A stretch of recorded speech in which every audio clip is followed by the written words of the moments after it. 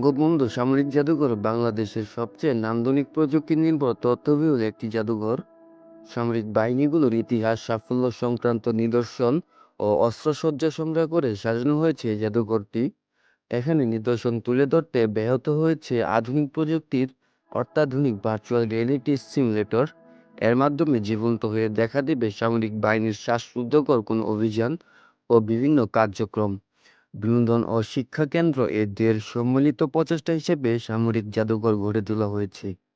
বাংলাদেশেও যে এত সুন্দর সুসজ্জিত একটি জাদুঘর তৈরি করা সম্ভব, তা বঙ্গবন্ধু জাদুঘরে ঘুরতে না এলে কখনোই বুঝতে পারবেন না।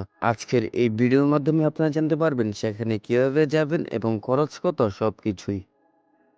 I guess welcome back to my channel guys. After long time আমি ভিডিও করতে যাচ্ছি এবং আজকে এই ভিডিওতে আমি এক্সপ্লোর করব বঙ্গবন্ধু মিলিটারি মিউজিয়াম, যেটা বাংলাদেশের সবচেয়ে আধুনিক একটি জাদুঘর। বাংলাদেশের সামরিক বাহিনীর ইতিহাস, ঐতিহ্য এবং বিভিন্ন কর্মকাণ্ড সম্পর্কে জানানো তথ্য ভান্ডারের নাম বঙ্গবন্ধু সামরিক জাদুঘর। পূর্বে এই জাদুঘরের নাম ছিল বাংলাদেশ সামরিক জাদুঘর।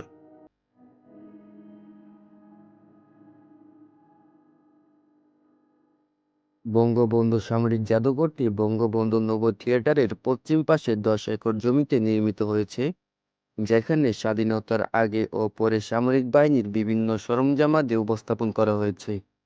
জাদুঘরটিতে বাংলাদেশ সেনাবাহিনী, নৌবাহিনী এবং বিমান বাহিনীর জন্য নির্ধারিত গ্যালারি সহ 6টি পৃথক অংশ রয়েছে এবং প্রতিটি বাহিনীর গ্যালারিতে রয়েছে বঙ্গবন্ধু কর্নার।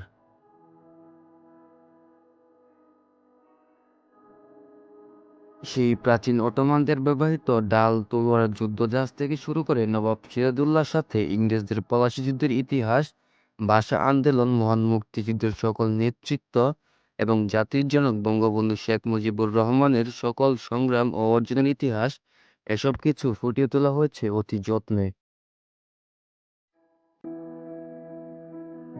বাংলাদেশে অধিকাংশ জাদুঘর দেখলে যেমনটা মনে হয় কাচঘেরা বাক্সে গতানুগতিক উপস্থাপন, প্রচলিত এই ধারণাকে ভেঙে দিয়েছে বঙ্গবন্ধু সামরিক জাদুঘর। এখানে প্রযুক্তির সর্বোচ্চ ব্যবহার হয়েছে। শুধু নিদর্শন নয়, জাদুঘর কমপ্লেক্সের স্থাপত্য, প্রবেশের পথে ঝর্ণার খেলা, বাইরের সবুজ উদ্যান সবকিছু মিলে একটি চমৎকার ভ্রমণস্থান।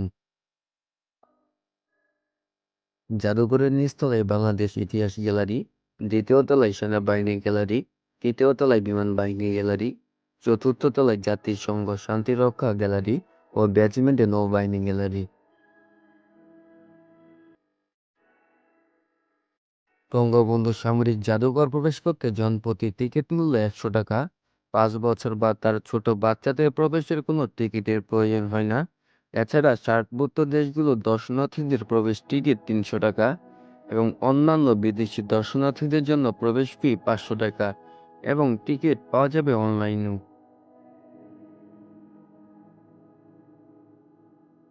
শনিবার, রবিবার, সোমবার ও মঙ্গলবার সকাল 10টা থেকে সন্ধ্যা 6টা 30 পর্যন্ত খোলা থাকে। বৃহস্পতিবার সকাল 10টা 30 থেকে সন্ধ্যা 7টা পর্যন্ত খোলা থাকে এবং শুক্রবার বিকাল 3টা থেকে সন্ধ্যা 7টা 30 পর্যন্ত খোলা থাকে এবং বন্ধ থাকে বুধবার ও সরকারি ছুটির দিন। ঢাকার বিভিন্ন স্থান থেকে বাস, সিএনজি কিংবা ট্যাক্সি ভাড়া করে বিজয় সরণিতে নব থিয়েটারের পাশে অবস্থিত বঙ্গবন্ধু সামরিক জাদুঘরে যেতে পারবেন। এছাড়া আপনার সুবিধামতো পরিবহনে ফার্মগেট, বিজয় সরণি কিংবা সংসদ ভবন অথবা চলতি উদ্যানের সামনে এসে রিকশায় কিংবা পায়ে হেঁটে যেতে পারবেন বঙ্গবন্ধু সামরিক জাদুঘরে। সো গাইস, এটি ছিল আজকের ভিডিও। যদি ভিডিওটি ভালো লাগে তাহলে অবশ্যই লাইক দিয়ে এবং চ্যানেলটি সাবস্ক্রাইব করে পাশে থাকবেন। ধন্যবাদ।